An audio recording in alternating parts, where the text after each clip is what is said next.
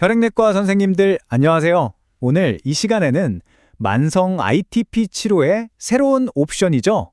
포스타마티닙에 대해서 핵심만 딱 짚어보는 시간을 갖겠습니다. 아마 진료실에서 다들 한 번쯤은 마주하는 고민일 겁니다. 여러 치료에도 좀처럼 반응하지 않는 그런 난치성 ITP 환자에게 우리는 과연 어떤 카드를 다음으로 제시할 수 있을까요? 오늘 이 분석이 그 해답의 실마리가 되기를 바랍니다. 네, 그래서 오늘은 포스타마티닙이 어떤 약인지, 그 특징과 효과부터 시작해서요. 어떤 환자에게 가장 유용할지, 그리고 실제 임상 현장에서의 위치는 어디쯤이고, 또 과제는 무엇인지, 이런 순서로 한번 살펴보겠습니다. 자, 첫 번째 파트입니다. 아시다시피 여러 치료에 실패하는 환자들이 계속 나오면서 새로운 기전의 구제요법이 필요하다는 목소리가 계속 있었잖아요. 포스타마티닙이 바로 그 대안으로서 가능성을 보여주고 있는 거죠.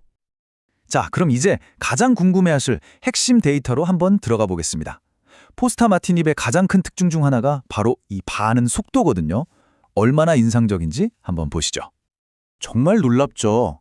혈소판 반응에 도달하기까지 걸리는 시간의 중간값이 단 9일에서 15일 사이입니다.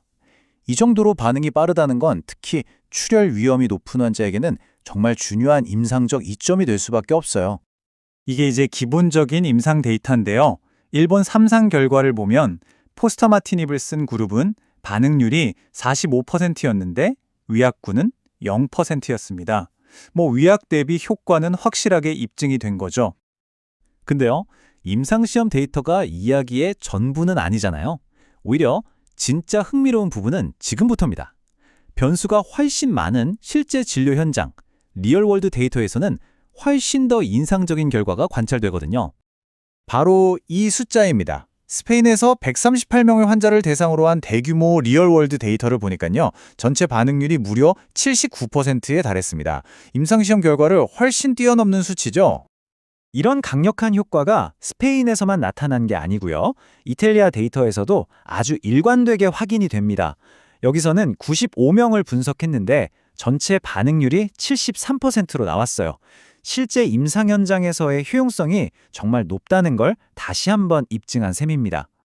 자, 그럼 이제 포스타마티닙을 다른 약제들과 구별짓는 두 가지 독특한 임상적 특징을 좀 살펴보겠습니다. 이게 단숨에 혈소판 수치만 올리는 그런 약이가 아니거든요. 첫 번째 특징은 바로 이 SROT, 치료 중단 후 반응 유지라는 현상입니다. 말 그대로 약을 끊었는데도 반응이 계속 유지되는 거예요. 일부 환자에서는 약을 중단하고 나서도 수개월, 심지어는 수년간 안정적인 혈소판 수치를 유지하는 정말 놀라운 결과가 보고되고 있습니다. 이 SROT 현상이 시사하는 바가 굉장히 중요합니다. 왜냐하면 이건 포스타마티닙이 단순히 증상만 조절하는 걸 넘어서 ITP라는 질병의 근본적인 병태 생리 자체에 긍정적으로 개입할 수 있다는 가능성을 보여주는 아주 흥미로운 단서이기 때문입니다. 그리고 또 하나, 이 그림을 보시면 딱 이해가 되실 텐데요. 기전이 다른 두 약물의 시나리오 효과가 정말 강력합니다. 포스타마티닙으로 혈소판 파괴는 막아주고 TPO-RA로 생성은 촉진하는 이 이중 공략을 통해서 단독요법에 실패했던 환자들한테서도 83%라는 아주 높은 반응률을 달성했습니다. 자, 그렇다면 지금까지의 이런 근거들을 바탕으로 과연 어떤 환자들이 이 포스타마티닙의 가장 좋은 후보군일까요? 이제 어떤 약인가에서 누구를 위한 약인가로 넘어가 보겠습니다. 이탈리아 전문가들이 모여서 이런 구체적인 환자군을 최적의 후보로 제시했는데요.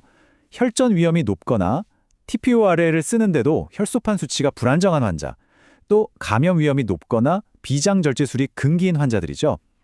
이 중에서 특히 혈전 위험이 높은 환자에게 아주 좋은 대안이 될 수 있다는 점, 여기에 주목할 필요가 있습니다. 왜냐하면 바로 이 데이터 때문입니다.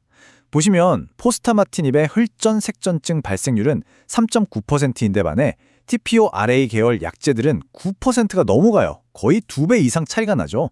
이건 안전성 측면에서 굉장히 중요한 차별점이라고 할 수 있겠습니다. 자, 이제 마지막 파트로 넘어가 보겠습니다.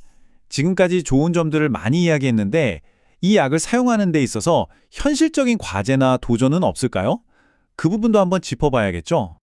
이 프랑스 데이터가 우리에게 현실을 좀 보여줍니다. 초기 반응은 분명 좋은데 24개월, 그러니까 2년이 지난 시점에서는 반응을 유지하는 환자가 20%로 줄어들고요. 치료 중단율이 76%에 달합니다. 장기적인 유지가 생각보다 상당한 과제라는 걸 알 수 있죠. 더 나아가서 캐나다 보건당국의 결정은 좀 놀랍습니다. 이들은 포스타마티닙의 효과가 다소 미미하다, 그리고 삶의 질 개선에 대한 명확한 증거가 부족하다, 이런 이유를 들어서 급여 등재를 권고하지 않았습니다. 자, 그럼 정리를 해보겠습니다. 포스타마티닙은 분명 빠르고 강력한 반응, 특히 우수한 리얼월드 데이터를 가졌습니다. 또 약을 끊고도 반응이 유지되는 SROT 현상이나 TPORA 대비 우호적인 혈전 안전성 프로파일도 아주 매력적인 옵션이죠. 하지만 동시에 장기 반응 유지의 어려움, 또 국가별 급여 등재 같은 현실적인 과제도 분명히 존재합니다. 오늘 함께 살펴본 이 새로운 데이터를 바탕으로 선생님의 임상 현장에서 이 포스타마티닙이라는 약은 어떤 변화를 가져올 수 있을까요? 이 질문을 남겨드리면서 오늘 분석을 마무리하겠습니다.